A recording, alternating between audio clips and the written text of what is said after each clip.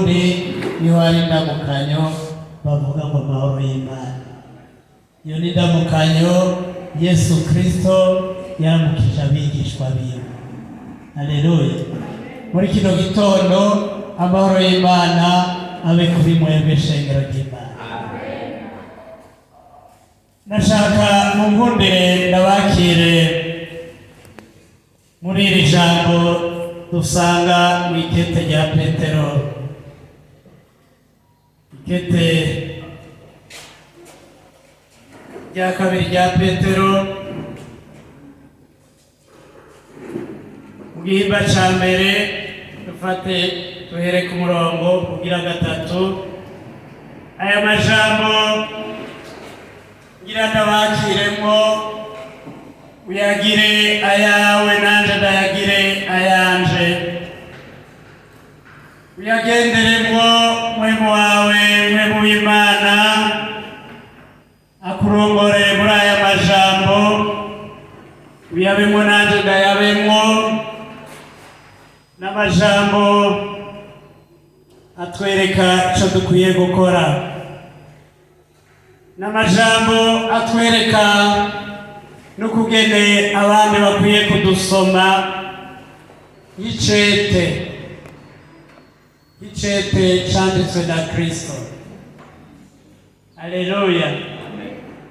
Ndakwifuriza bene data waje kuri no shengero ko aya majambo yo kubera urumuri muri urugendo turimo.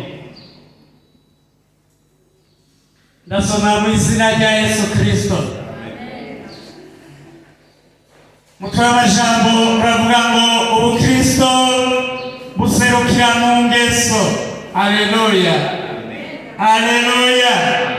Ubukristo ntibuserukira mu kugenda wegeteye Bibiliya.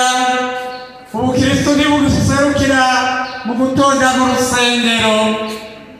Ubukristo bazobukubonamo mu ngeso ugenderamo, mu ngeso ugenderamo mu kibano, mu ngeso ugenderamo aho uciye hose, bazoheza bavuge batujya n'umukristo. Haleluya. Ndakwifuriza mwene data ko bakubona bo kubonamo umukristo w'ukuri. Ndakwifuriza mwene data abakubona ko bobona ko umwigishwa wa Kristo. Umwigishwa wa Kristo nawe agendera mu ngeso nziza zibereye umukristo. Ndasoma mu izina rya Yesu Kristo umurongo wa gatatu. Kuko ubushobozi bw'ubumana bwayo bwaduhaye iby'ubugingo no kubaha Imana byose tubiheshwa no kumenya neza.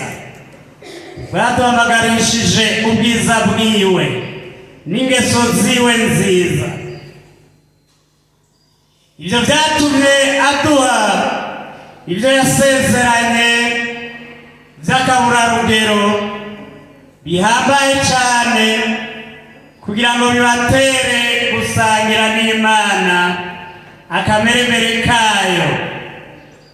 Mumaze guhunga muva mu ibohero ryazanywe mu isi no kwifuza, mbere kubw'iyo nyanduruko nyene ubwanyu nimugire umwete rwose,